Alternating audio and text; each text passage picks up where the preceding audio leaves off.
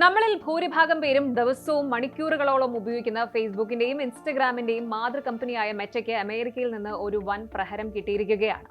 കുട്ടികളുടെ mental health തകർത്തതിനും അവരെ ആപ്പുകൾക്ക് അടിമകളാക്കിയതിനും online ചൂഷണങ്ങളിൽ നിന്ന് കുട്ടികളെ സംരക്ഷിക്കുന്നതിൽ പരാജയപ്പെട്ടതിനും മെറ്റയ്ക്ക് $567 മില്യൺ, അതായത് ഏകദേശം 4700 കോടിയിലധികം രൂപ പിഴ വിധിച്ച് US കോടതി. ഒരു ഫാക്ടറി പുക പുറന്തള്ളി അന്തരീക്ഷം മലിനമാക്കുന്നത് പോലെയാണ് മെറ്റയുടെ ആപ്പുകൾ കുട്ടികളുടെ മനസ്സ് മലിനമാക്കുന്നത് എന്നാണ് വിധി പ്രസ്താവിച്ചുകൊണ്ട് അമേരിക്കൻ ജഡ്ജി തുറന്നടിച്ചത്.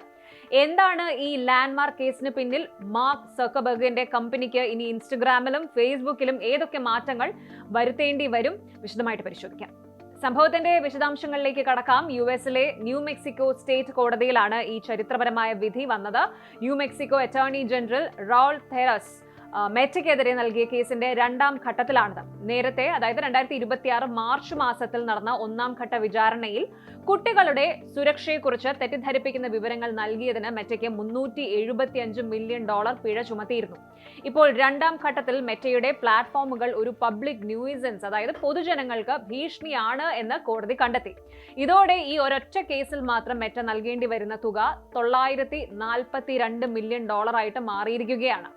$567 മില്യൺ പിഴ അടയ്ക്കാൻ ഉത്തരവിട്ട കോടതി ആ പണം എന്തിനൊക്കെ ഉപയോഗിക്കണമെന്നും വ്യക്തമായിട്ട് തരംതിരിച്ചു നൽകിയിട്ടുണ്ട്. ഇതിൽ $420 മില്യൺ സോഷ്യൽ മീഡിയ അഡിക്ഷനും ഡിപ്രഷനും ഇരയായ കുട്ടികളുടെ സൈക്യാട്രിക് ചികിത്സയ്ക്കും കൗൺസിലിംഗിനുമായിട്ട് മാറ്റിവെക്കണം. ബാക്കി വരുന്ന തുക അടുത്ത 5 വർഷത്തേക്ക് കുട്ടികൾക്കിടയിലെ ബോധവൽക്കരണ പരിപാടികൾക്കും പ്രിവെൻഷൻ പ്രോഗ്രാമുകൾക്കുമായിട്ട് ചെലവഴിക്കണം. കോടതി നിരീക്ഷിച്ചത് വളരെ ഗൗരവമുള്ള കാര്യമാണ്. കുട്ടികളെ മണിക്കൂറുകളോളം സ്ക്രീനിൽ തളച്ചിടാൻ തക്ക വിധമുള്ള ആൽഗരിതങ്ങൾ മെറ്റ മനഃപൂർവ്വം ഡിസൈൻ ചെയ്തു എന്നാണ് അറ്റോർണി ജനറൽ തെളിയിച്ചത്. പണം ഈടാക്കിയത് കൂടാതെ മെറ്റയുടെ ഫേസ്ബുക്കിലും ഇൻസ്റ്റഗ്രാമിലും വൻ മാറ്റങ്ങൾ വരുത്താൻ കോടതി ഉത്തരവിട്ടിട്ടുണ്ട്. 1. Monthly limits for teenagers. കൗമാരക്കാരായ ഉപയോക്താക്കൾക്ക് പ്രതിമാസ ഉപയോഗ പരിധി നിർബന്ധമാക്കുക. 2. Notification restrictions. കുട്ടികളെ നിരന്തരം ഫോണിലേക്ക് വലിച്ചിടുന്ന രാത്രികാല നോട്ടിഫിക്കേഷൻസിന് നിയന്ത്രണം. ഇനി 3. Adult minor contact restrictions. അപരിചിതരായ മുതിർന്നവർ കുട്ടികൾക്ക് മെസ്സേജ് അയക്കുന്നതിന് കടുപ്പമേറിയ തടസ്സങ്ങൾ.